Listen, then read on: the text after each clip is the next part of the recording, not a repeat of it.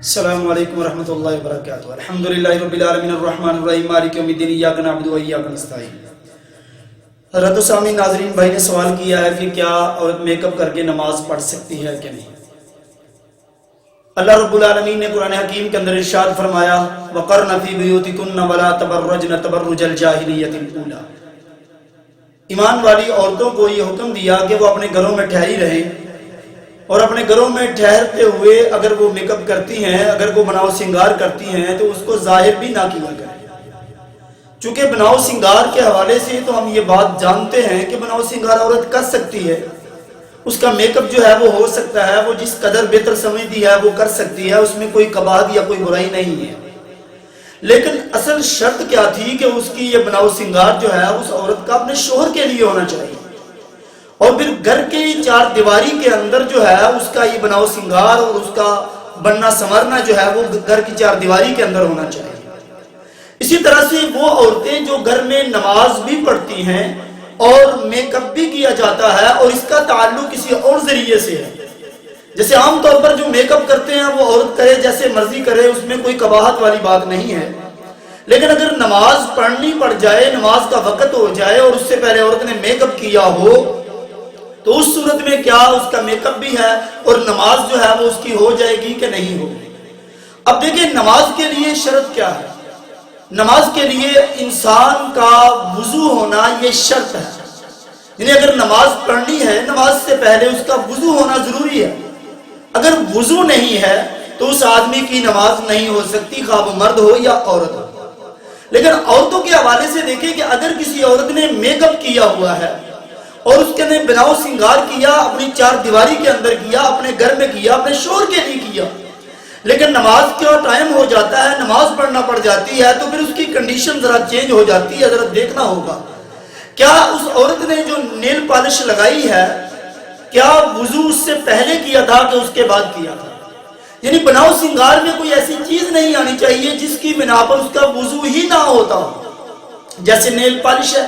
Nail polish اگر لگی ہوئی ہو تو وہ جسم کے حصے تک جو ہے وہ پانی نہیں پہنچتا، اس بنا پر اس کا وضو جو ہے وہ نہیں ہوتا۔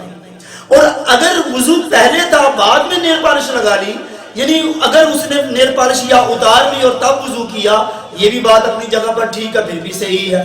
لیکن رہی بات میک اپ کی کہ اگر وہ میک اپ اس نے کیا ہے اور دیکھیں اس میک اپ کے اندر اس نے چیزیں جو ان سے استعمال کی ہیں کیا وہ کہیں حرام کردہ جانور کی چربی یا حرام کردہ چیزیں تو نہیں ہیں،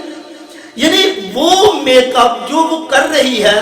چونکہ اسلام میں جب انسان عبادت کے لیے آتا ہے تو اس کا جسم کا پاک ہونا، اس کے کپڑوں کا پاک ہونا، اس کا صحیح اور پاک چیز کا استعمال کیا ہوا ہونا جو ہے وہ ضروری ہوتا ہے۔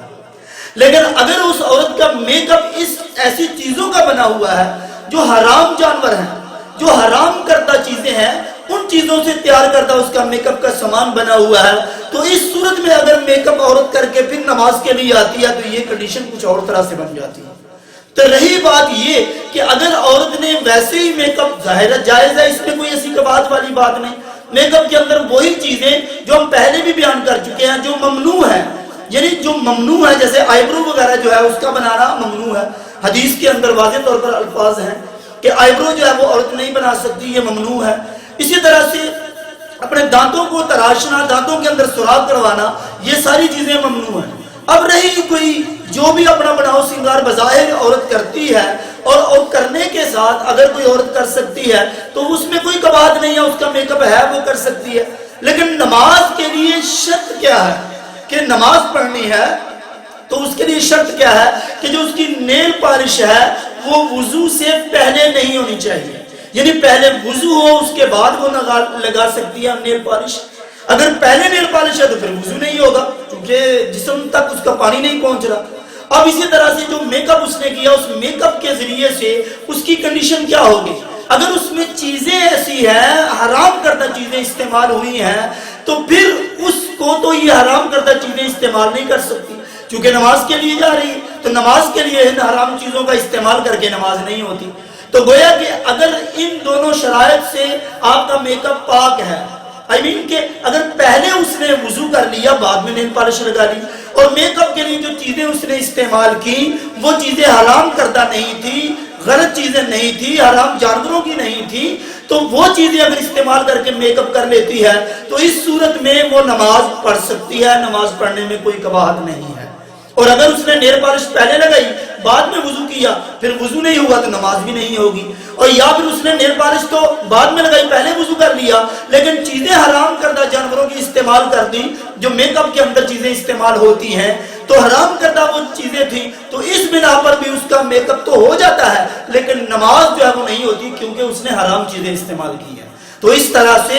ان دو وجوہات کی بنا پر اگر عورت نماز پڑھتی ہے اور نیل پالش بعد میں لگائی پہلے وضو کیا، حرام کردہ چیزوں کا استعمال میک اپ میں نہیں کیا، حلال کردہ تھی، پھر اگر میک اپ کر کے نماز پڑھتی ہے تو اس کی نماز ہو جاتی ہے، نماز میں کوئی قباحت نہیں ہے۔ اور اگر اس نے نیل پالش پہلے لگائی اوپر سے وضو کیا تب بھی نماز نہیں ہوگی، وضو نہیں، اور جہاں حرام کردہ چیزیں جو میک اپ میں استعمال کی تو اس طرح سے بھی اس کا جو ہے وہ نماز نہیں ہوگی کیونکہ اس نے حرام کردہ چیزوں کو استعمال کیا ہے۔ لیکن اگر حلال کردہ چیزوں کا تیار کردہ میک اپ استعمال کرتی ہے اور نیل پالش سے پہلے وضو کر لیتی ہے تو اس صورت میں اس کا وضو بھی ہوگا، اس کی نماز بھی ہوگی، اس طرح سے اس کا میک اپ نماز کے لیے مانے نہیں ہے۔ تو اللہ تعالیٰ سے دعا ہے اللہ تعالیٰ ہم سب کو صحیح معنوں میں قرآن و سنت کو پڑھنے کی، اس پر عمل کرنے کی توفیق عنایت فرمائے۔ وآخر دعوانا الحمدللہ رب العالمین، والسلام۔